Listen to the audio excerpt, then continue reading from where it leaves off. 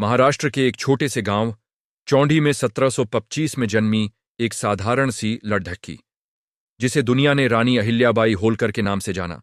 कहते हैं कि एक बार मालवा के राजा मल्हार राव होलकर की नजर उन पर पड़ी। वे गरीबों की सेवा कर रही थीं और उनकी करुणा और निस्वार्थ भाव देखकर राजा इतने प्रभावित हुए कि उन्होंने अपने बेटे खंडेराव के लिए उनका हाथ मांग लिया। लेकिन नियति को कुछ और ही मंजूर था।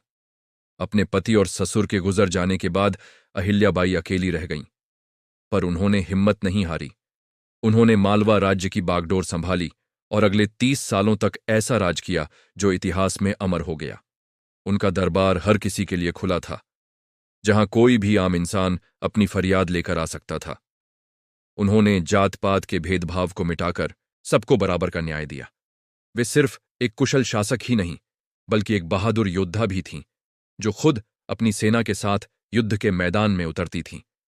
पर उनका सबसे बद्धा योगदान था भारत की आत्मा को सहेजना।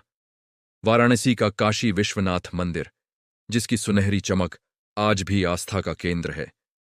उज्जैन का महाकालेश्वर मंदिर, जहां की भस्म आरती की गूंज ब्रह्मांड में सुनाई देती है। गुजरात के तट पर खड्डहा सोमनाथ मंदिर, जो समंदर की लहरों को चुनौती देता है। और नर्मदा के किनारे महेश्वर के शांत घाट, जहां हजारों दिए एक साथ जल उठते हैं।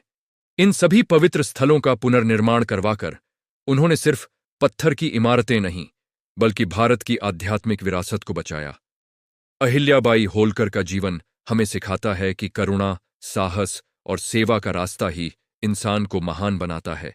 उनकी कहानी पीढ़ियों को प्रेरणा देती रहेगी। इस महान रानी को हमारा शत शत नमन।